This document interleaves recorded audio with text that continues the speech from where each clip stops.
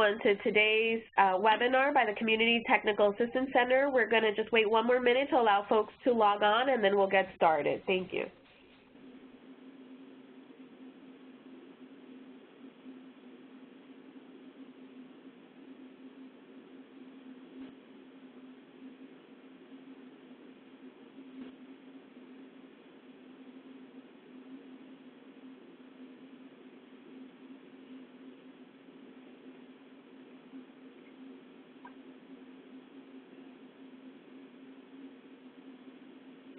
Again, welcome everybody to the Community Technical Assistance Center of New York's webinar in our series on 0 degrees of separation, the role of social determinants. Today's webinar is Navigating the Reentry Maze, Holistic, Transformative, Integrated Case Management.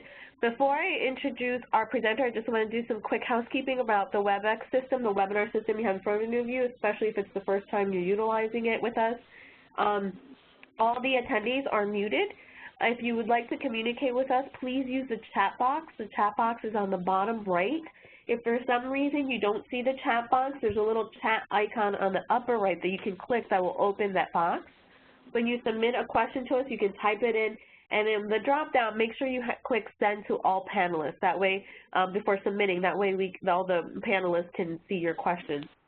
The presenter may be answering some of your questions during the presentation. He may hold some for the end. We will have some Q&A time at the end as well. If you have any questions for us or comments, just send it through those chat box, even if there's any technical difficulties or the like. At the end of the webinar, we will also have a feedback survey that will pop up. Please, please, please make sure to fill that out. Let us know in terms of feedback for this webinar as well as any ideas for future webinars. We do look at those feedback surveys. So if you can take a second to complete it at the end of the webinar, we'd appreciate it. So without further ado, I'll introduce our presenter. Jandai Harrell is the founder and executive director of the Center for Returning Citizens in Philadelphia. TCRC offers comprehensive services for prisoners and formerly incarcerated people in the areas of reentry, pre-entry, and advocacy. He plays a leadership role in a number of organizations and is a frequent guest lecturer on topics of mass incarceration, social injustice, and rebuilding Black America at universities, colleges, churches, organizations, and a number of other areas in the community. Without further ado, I'll just pass it over to Jandai. Welcome. Thank you, and welcome to all those who have tuned in today. I'm very pleased and honored to be able to give this presentation, Navigating the Reentry Maze, Transitioning to Freedom. By way of background, I am a 25-year survivor of federal incarceration. I came home in 2009 and began my work in terms of reentry and transition. Transformation and transition. And I started the Center for Returning Citizens in response to what I saw was a lack of a holistic process in helping folks to transition from incarceration to freedom. It is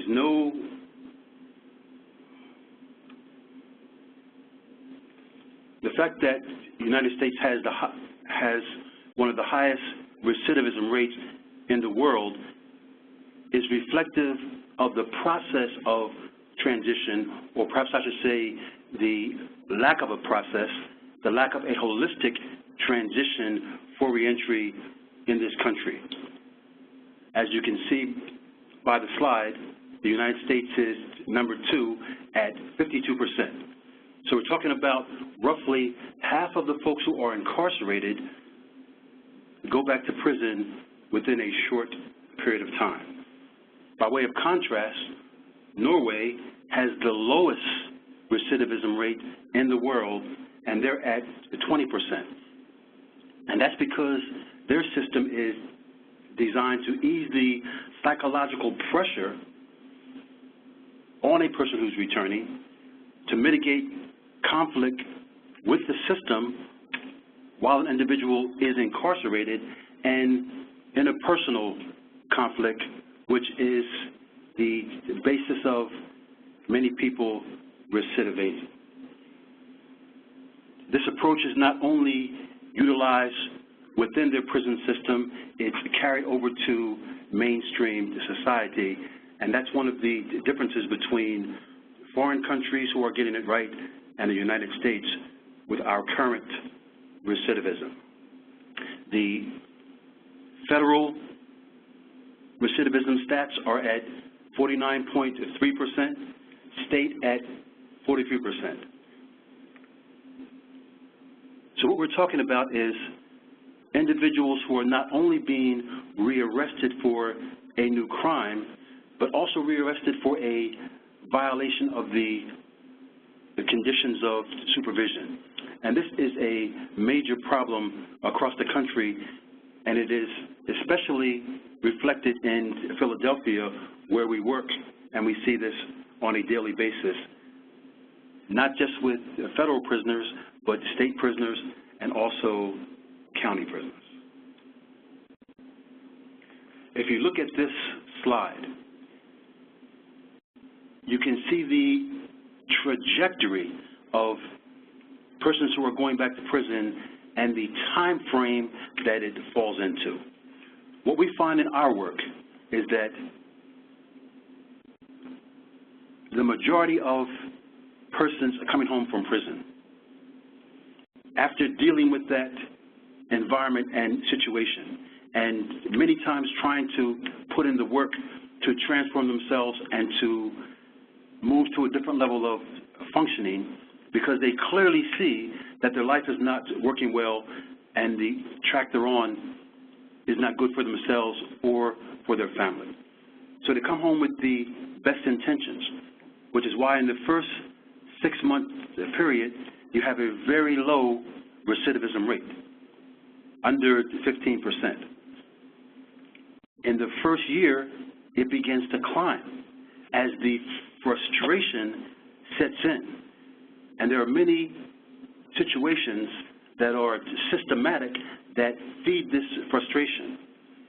The lack of employment opportunities, discrimination in housing, the difficulty of not only reintegrating into family situations, but community situations.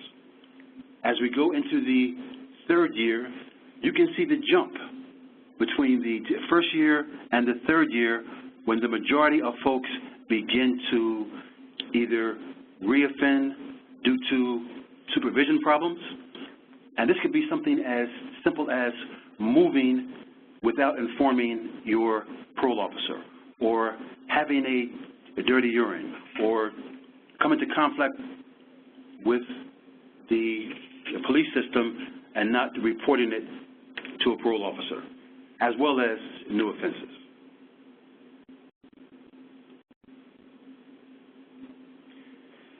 The fact is that starting over is not easy. It is very difficult, especially for those who have been diagnosed, dual diagnosed, and they may have substance abuse issues, mental health issues. Many folks come from dysfunctional family backgrounds, and this is a primary reason why they've been incarcerated in the first place. You'll find that many folks who are currently incarcerated or who are transitioning have a long history of dealing with the system, from DHS, Youth Study Center, youth detention, family court. They have literally grown up in the system. And there's often an inadequate coping mechanism that is present in the functioning of their life, of their lifestyle. We must also consider the fact that incarceration is trauma. Almost every person who has been incarcerated for any length of time suffers from post-traumatic stress disorder. And this is the reality of incarceration in America. Even those of us who have seriously done work over the course of their incarceration to mitigate the effects of post-traumatic stress disorder still suffer on varying levels simply because of what you see, what you experience, and the conditions that you are forced to live under for prolonged periods of time. The reality is that PTSD is rarely treated in an effective manner for those who are returning to society, yet returning citizens are expected to transition back into society, find jobs, fit back into their family situations, and move forward as if this PTSD did not exist. Returning to the community is definitely not as simple as walking out of the prison gate and restarting your life. In an incarcerated setting, it is a very structured life. Everything is regimented. You work certain hours, you rec certain hours, you go to the chow hall, library, educational classes. All of this is extremely structured, and if you don't fit into that structure, you are put into segregated housing, and you are not a part of that system.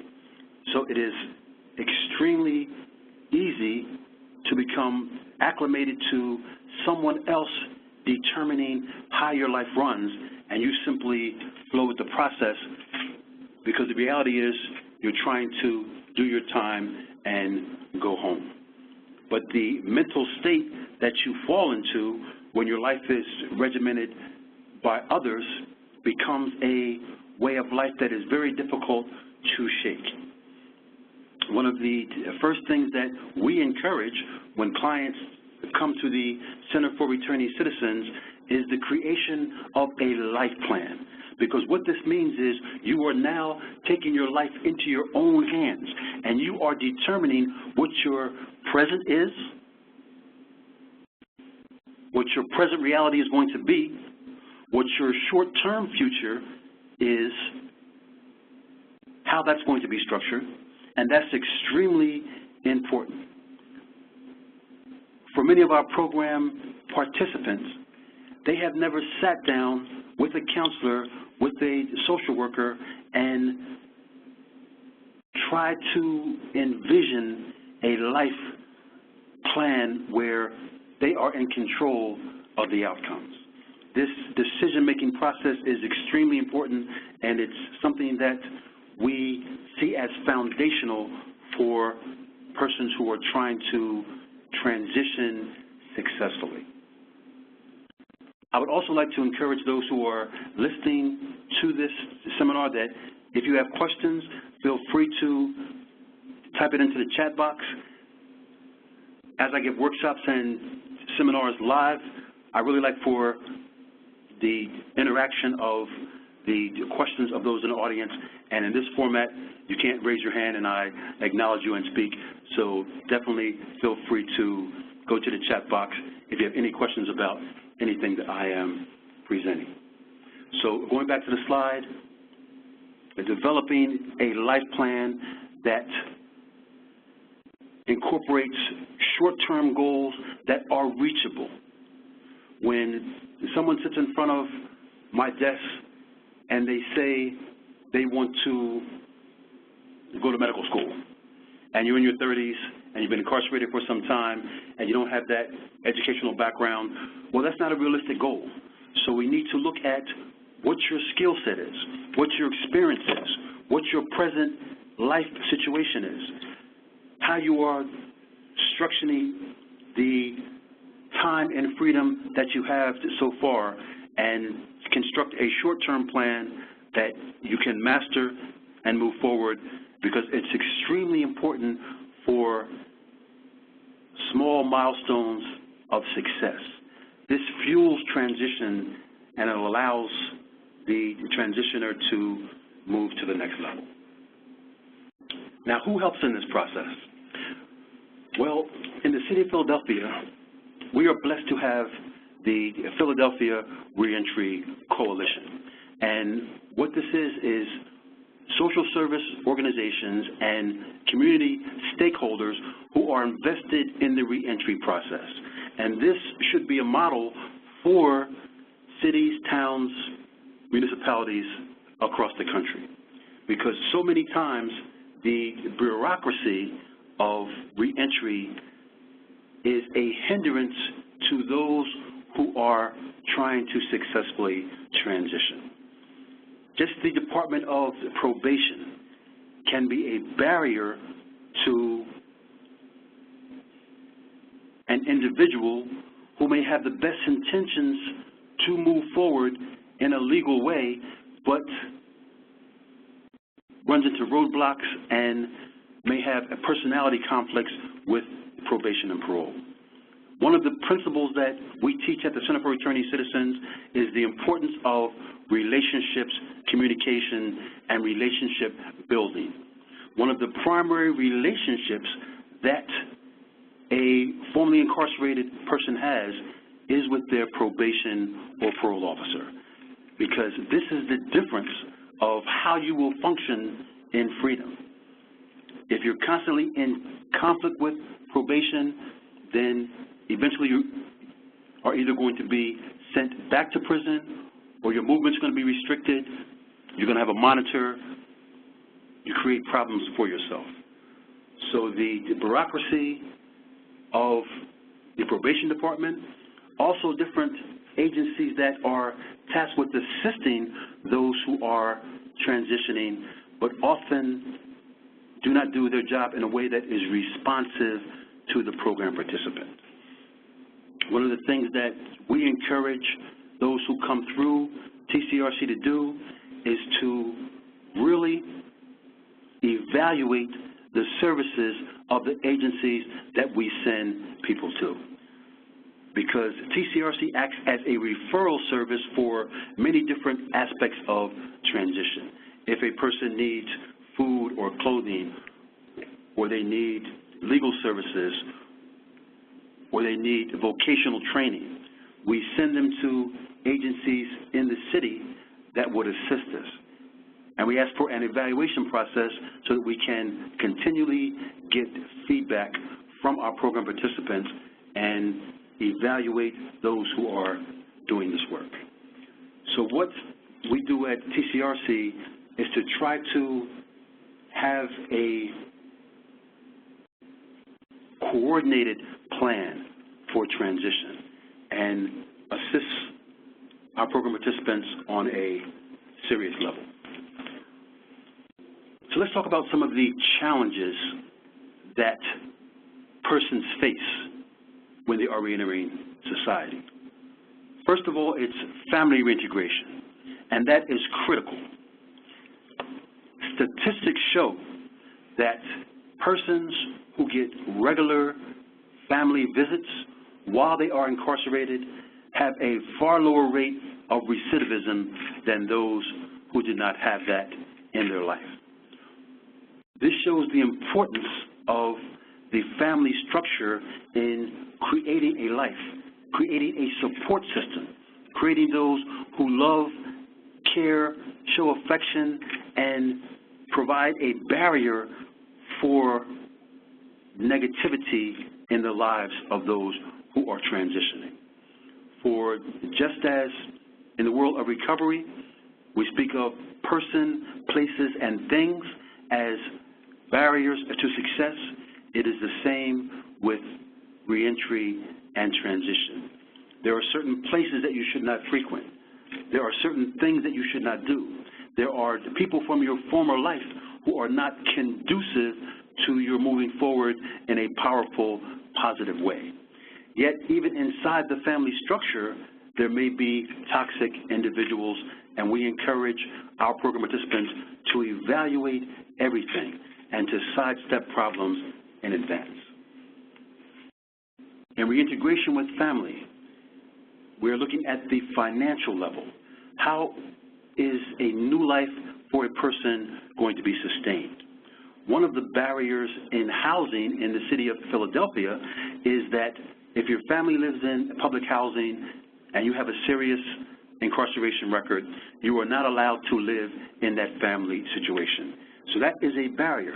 That goes against the sustainability of a family structure, because now a father cannot connect with his family on a day-to-day level, can't live in the same space, and he also has to establish a separate residence and financially support himself, which takes away from what he would be giving to the family. So the financial and the housing situation is critical. One of the things that we teach our new case managers is when a person comes into the door and you're doing your initial assessment, it is critical to assess what is their current housing situation. Because the person might have the best intentions and they're looking for a job and they're trying to do the right thing. But if they're in a situation that is negative, detrimental to their soul and spirit, then it's going to be difficult for them to move forward. If they're couch surfing, or if they're living with a family member in an overcrowded condition, or a family member that is not responsive to their situation, or if it's a female living with a male who is abusive, or if it's a male living with a female and he's insecure in that relationship. There are many different barriers inside of that reintegration of the family situation. Employment. Employment is critical. It is especially critical in the first 3 to 6 months of the transition. Often,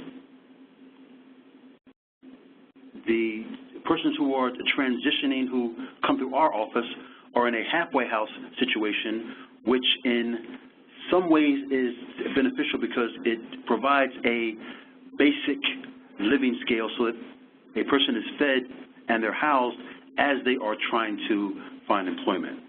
But often we have program participants who are living with their family, and while your family may welcome you on an initial basis because they're happy you are home, they're happy you are no longer incarcerated, the patience of a family can wear thin extremely soon if a person is not employed and they're viewed as a drain on the family economics.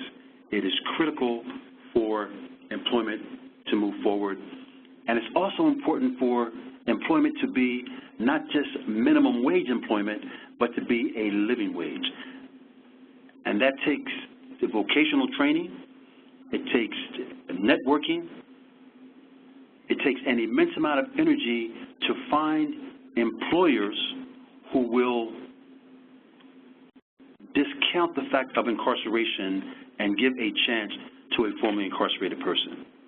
In the city of Philadelphia, we have Ban the Box 1 and Ban the Box 2, which has been of immense value in getting a person into the door.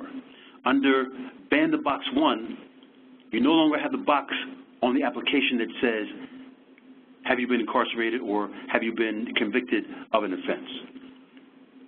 For many people, that box cut them off from employment, because once you check that box, many employers just discarded your application and you never got a chance to show who you were.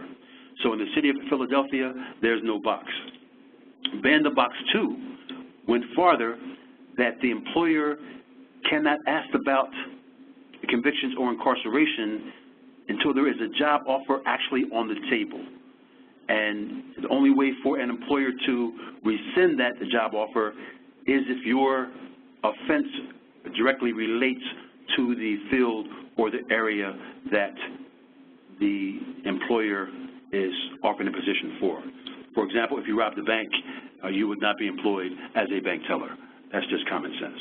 But what Ban the Box has done, it has assisted returning citizens in showing employers who they are as a person and getting in the door. And oftentimes, that is what is necessary, to get in the door, to convince an employer to give you a chance, and then once you have that opportunity, make the most of it. The Center for Returning Citizens is an example of peer support systems in the making, due to the fact that our counselors, case managers, volunteers, peer mentors, many of them are formerly incarcerated or have had incarceration affect their families. Our case managers have sons and daughters who are incarcerated, husbands who are incarcerated. So mass incarceration and the difficulty of transition has affected their life on a personal level, so they understand the struggle that a person is going through as they come through our doors. And we feel this makes us unique in the city of Philadelphia in terms of dealing with returning citizens and creating a family atmosphere so that our program participants feel that they're part of the TCRC family, and whatever their needs are, whatever their problem is, they can call us and we will address that. And if we can't assist them in solving it, we will seek assistance among the stakeholders that are part of our coalition members and move them forward. And this is a part of helping to see that a person never goes back to prison. So we're envisioning reentry is being inside a kaleidoscope, and you're trying to walk through these tubes toward the light. You're trying to find the right path, and if you don't find the right path, you're going to be sent back into the darkness, which we might envision as being the world of incarceration. Yet there are times when the patterns keep on changing, and it's hard to get from point A to point B, and this is where organizations like the Center for Returning Citizens come in. Many times, agencies are stovepiped, and they're looking at one manner of doing reentry. Many reentry organizations are focused on resume building, finding jobs, and they feel that that is the entirety of their job. Come in, we will show you how to build a resume, get you employed, point you toward housing, and then they're on to the next person, because many times they're working through a grant or they're working under a structure where they are looking at reentry in a certain way. But the philosophy of the Center for Returning Citizens is to have a integrated case management system. So you're looking at a comprehensive assessment of what an individual needs as they come to us for the first time. What is your housing situation? What is your family situation? What are your life goals? What are your plans? What is your educational level? Are you trying to improve that? What is your vocational skills? If you have a family, how can we assist you to move your family forward? We actually started our TCRC Kids After School program in response to some of our program participants who could not do the homework that their kids were bringing home. So that was a necessity. It was a need that needed to be addressed. We made a collaboration with Good Shepherd Mediation Services because we had program participants who were having conflicts with their significant other, and we didn't want it to escalate to a court situation or a physical assault. So we were able to direct them to mediation so that they were able to solve some of the problems that were arising through that. So by creation of a individual case management plan that the client buys into, has input, and really develops with our help.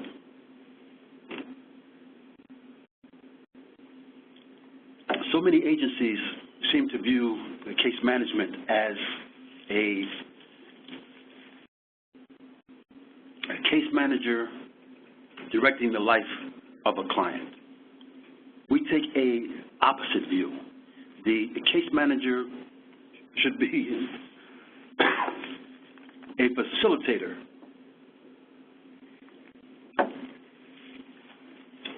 for the clients in terms of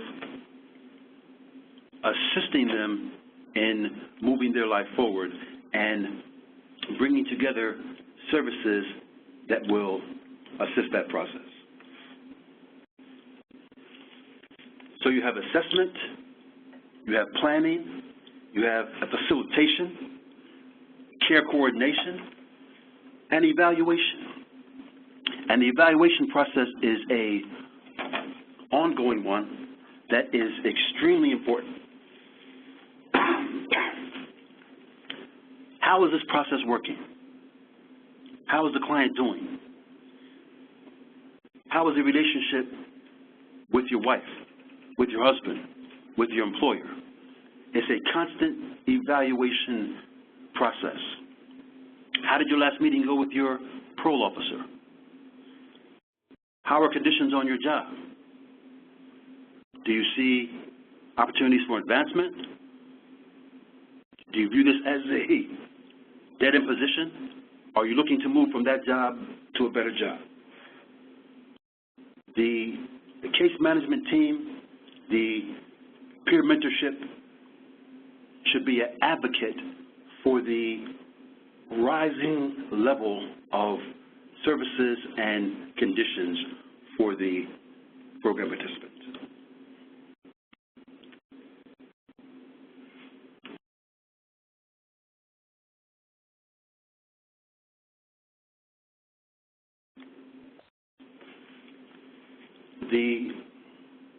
The maze of reentry, as we see it across the city and across the country, is that for many returning citizens, there is not a primary caseworker, and there's no comprehensive assessment, and there's no integrated case management plan. What we would love to implement on a societal level, using the Center for Returning Citizens as a model, is a comprehensive plan that begins when a person first goes into the system. At the Center for Returning Citizens, we do work in the Criminal Justice Center here on Filbert Street in Philadelphia. And we work with the Public Defender's Office and other private lawyers to assist in the mitigation of individuals when they are first going into the court system, so that they may have probation or a shorter sentence. Sometimes we're able to get time served if they've been in the county jail, or we're able to get a judge to give an alternative sentence and assign an individual to our program as an alternative to going to prison. We also do a lot of work in the Department of Corrections on the state level, sending information in, doing workshops and seminars, and preparing individuals for their transition to the street. Real transition on a successful level means that persons are working for their reentry before they actually hit the street.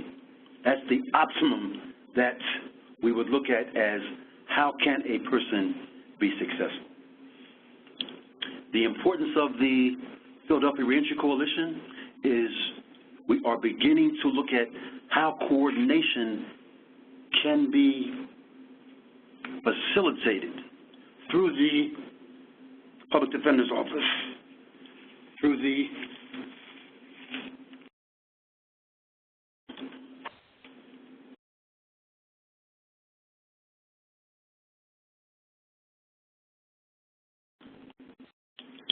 through the District Attorney's Office, through the Department of Corrections, through the Halfway House Network, and then into the reentry organizations that are on the ground serving individuals when they come back for freedom. And often, many times, the services that are in place are not meeting the needs of the individual because they are not responsive to the actual needs of those who are returning.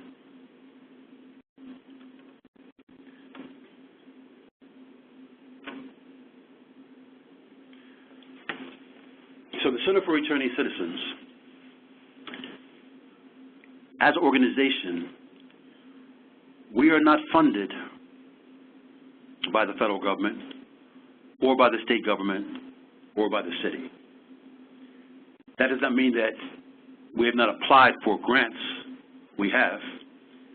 But at this point in time, the majority of our funds, our operating funds, have come from individuals, small businesses, and especially the faith-based community and small foundations that have recognized the value of what we do and support us in our effort. The TCRC is managed by returning citizens. Those of us who are the core foundations of the Center for Myself, the Center for Returning Selves, are myself and a small core of returning citizens who have done many years of incarceration. So we are intimately aware of the problems that you face when you're going through the court system, when you're trying to navigate the legal system, when you're being bombarded by lawyers and law enforcement who are trying to maybe use you to incarcerate other people, and you feel you are not getting justice in your case. We understand that. We understand the frustration of those who have spent years of incarceration and then come home to face discrimination on all levels. Because the formerly incarcerated are the last group in this country that can be legally discriminated against. If you are black or Asian or gay or a senior or disabled, no employer can say, we will not hire you for those reasons, because there are laws in place that prevent that. But if you are formerly incarcerated, you can be discriminated against by employers, by real estate agents, by universities or schools, who can say, by virtue of your background, we do not want you in our organization, or we will not rent you a house, or you cannot work here.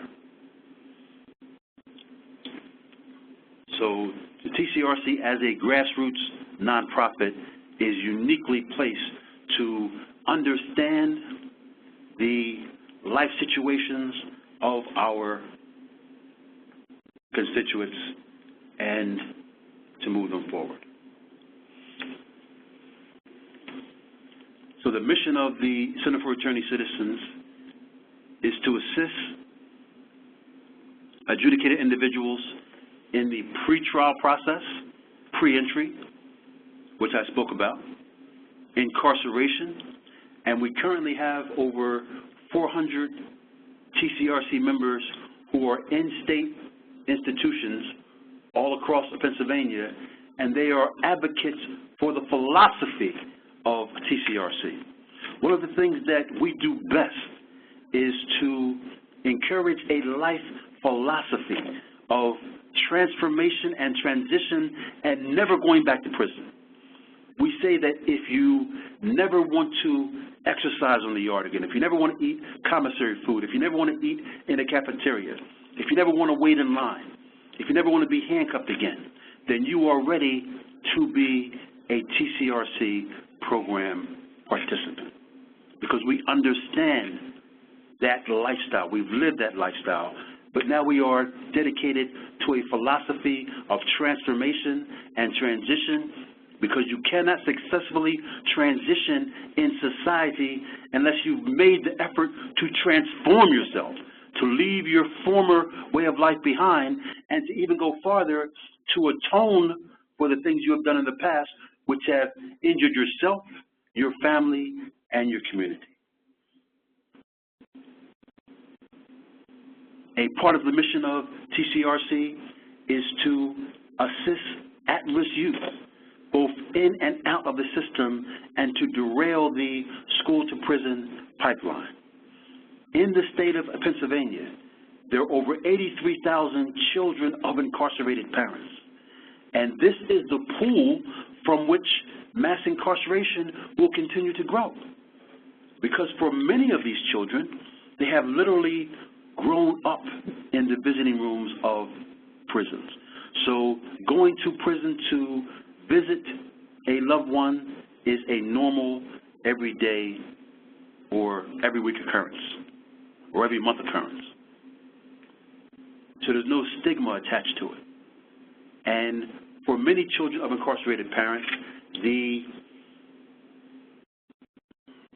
deprivation that they have to endure due to the fact that a primary breadwinner is incarcerated, and the stigma of having a parent in prison causes many psychological issues which can lead into antisocial behavior. And that school-to-prison pipeline is real. But we believe that the work that we are doing has a serious effect on this, and it needs to be work that is amplified across the city, across the state, and across the nation. So we try to assist children of incarcerated parents with our after-school drop-in center, with association with neighborhood high schools, with a wonderful association with Sankofa Freedom Academy, who we feel is one of the premier schools in the city of Philadelphia and has the capability to move forward the vision of the Center for Returning Citizens, and also advocacy in the struggle against mass incarceration. And I cannot overstate the importance of advocacy. That is something that a TCRC does extremely well, and I would venture to say better than any other organization of its size and type in the city of Philadelphia. We regularly advocate for the rights of those who are affected by mass incarceration, those coming into the system, those in the system, those returning from the system, and especially the families and the communities that are so impacted by mass incarceration, which is most of the minority urban area of the city of Philadelphia. So in our advocacy, we are speaking at universities, at churches and community centers. We're going to Harrisburg to lobby our legislators about bills that are detrimental, and also encouraging the passage of bills that will ease some of these conditions, and also writing legislation that impacts our clientele and community population.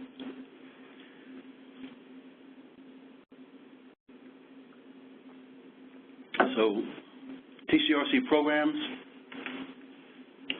for returning citizens is the integrated case management that we spoke of, advocacy, life skill and transition workshops, which is extremely important for youth, court and community probation referrals, nonviolence and conflict resolution programs in schools. We've been doing some very stellar work in that area in conjunction with Frontline Dads, which has a magnificent program where we go into the schools and we do conflict resolution. And that's extremely important because so many of the offenses, the assaults, the shootings, the violence that are in our urban neighborhoods come from a lack of conflict resolution skills. But if you teach young people how to resolve conflict non-violently in a way that they can respect themselves and move forward, you have a reduction of crime. For the children of incarcerated parents, our after-school drop-in center, mentoring and counseling, enrichment, field trips, and other activities which seek to take young people out of urban environments and show them a different side of life. And these are many of the things that we have spoken of earlier, the intake and the assessment process, how important planning is. Individual and group counseling is extremely important because there are many times when people come in with individual problems which need to be solved right then. It's a life situation that is impacting and affecting their progress, and it has to be dealt with. Group counseling and peer support is extremely important because that gives a community effort. We like to call the TCRC program a 12-step program without the bullshit. And that's what it is. It's peer support, it's principles, it's a way of living that we espouse, and the benefits is the family reintegration, how you build relationships, how you treat people, housing assistance, employment assistance, physical and mental referrals.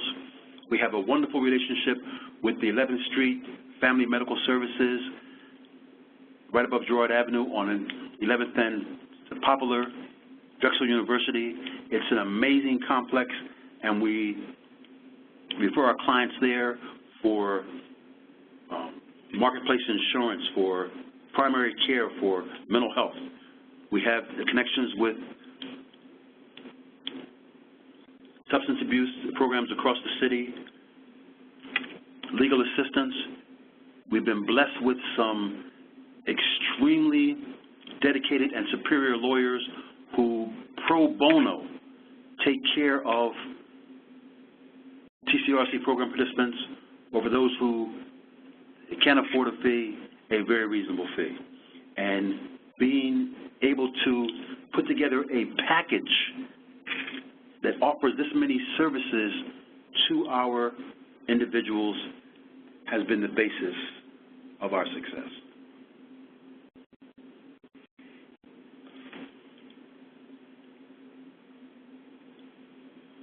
For our folks coming in, there are so many small things we need to do on a primary level to start them off on the road to transition, and these are things that all case managers do. It's just a matter of doing it in a way that is responsive to the needs of each individual program participant and move them forward. Often you cannot speak to a person about the vocational training or getting their GED if they're in a situation where they have immediate needs. So it's having the discernment to deal with an immediate need, to nurture a person until they're ready to move to other areas of their life plan that are important.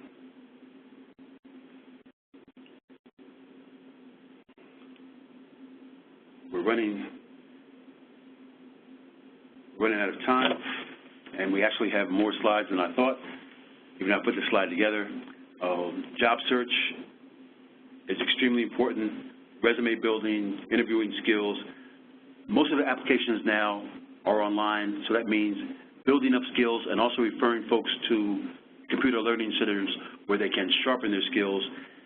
On-the-job attire, the transportation, how you act, the etiquette in the marketplace is extremely important, and overcoming the stigma, not allowing folks on your job to be in your personal business, and moving forward. Going back one, the housing, halfway houses, transitional housing, family housing, independent living, all these areas are areas that has to be moved forward in the lives of our program participants. I spoke of legal services. We have wonderful lawyers who assist in all of these areas, and I can't say enough about lawyers who have moved us forward.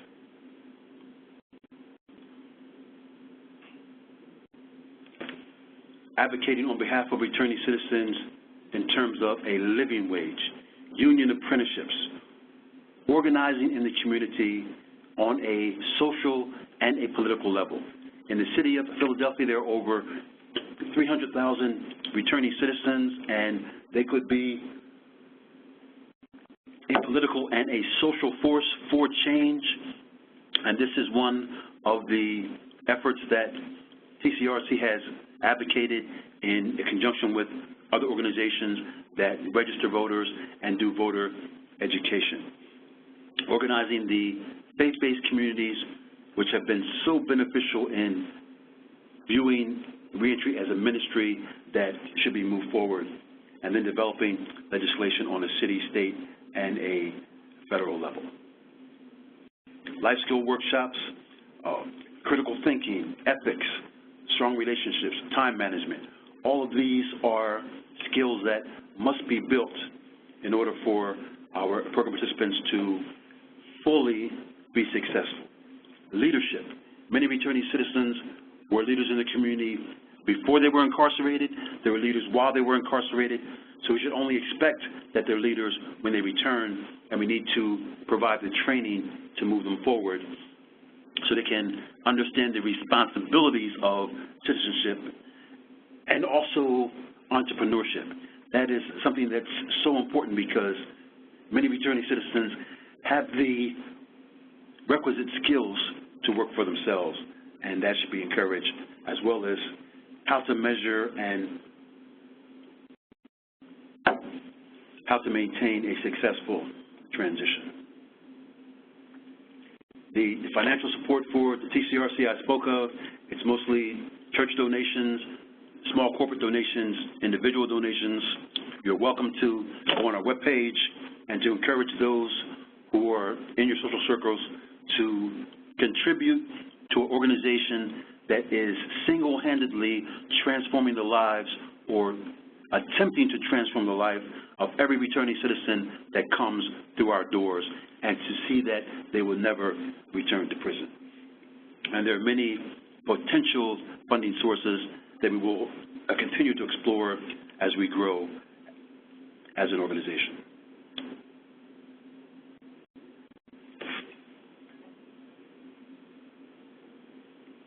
So in conclusion, we seek to address the problems that are inherent in mass incarceration. The direct services that we do is important, but the advocacy that we do is as important because it moves the conversation and the process forward. And we realize that mass incarceration is the core of the problems that are experienced by those who are transitioning. And unless you attack the root causes, unless you look at the communities that we come from, what are our needs as individuals, as families, as communities, then transition and transformation cannot be as successful. And there we are. So I'll turn this over to Lydia. Yes, hi. Yes. To Lydia. So thank you so much, Mr. Harrell. I think this is a wonderful presentation. And what I just want to highlight for folks that have logged on is that this is part of our social determinants of health series. And I think what we want to highlight there is that if we're ever thinking about social determinants of health, things that impact our health and mental health, such as mass incarceration, such as the difficulty in reentry, as well as a number of other issues, that's important for us to think about cross-system collaborations. And I think with this series in particular, what we wanted really to do is also to highlight programs, models, things that are being done, not just in New York, but in other parts of the country, to give us ideas, to have us have a conversation around how can we impact these social determinants, make an impact on these social determinants in New York as well. And Mr. Harrell and his organization have highlighted how they collaborate with schools and agencies and really focus on cross-systems programs to ensure that clients can re-enter effectively. He highlighted this comprehensive approach that they use to support clients even before they are released, but that no matter what sector we work in, that there are a number of things we can do to support these clients. And I think you highlighted that there's issues of health and mental health and employment and housing. And some of our providers on the line, Mr. Harrell, may be just working in one of those areas.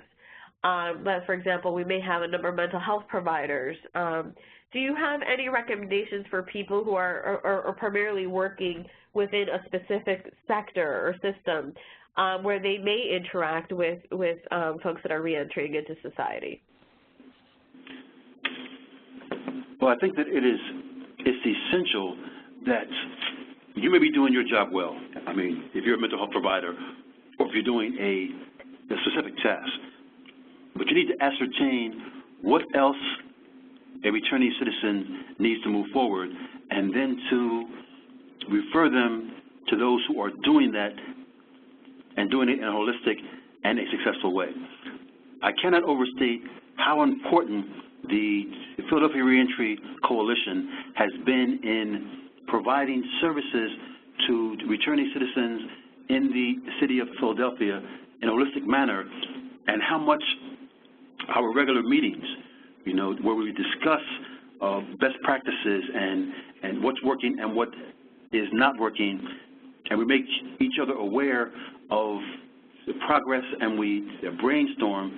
This has really raised the level of the services in the city of Philadelphia, and this could be the same in any other cities where folks decide to come together, and instead of fighting over grant money or territory or egos, focus on the real needs of those who we are trying to serve. Yeah.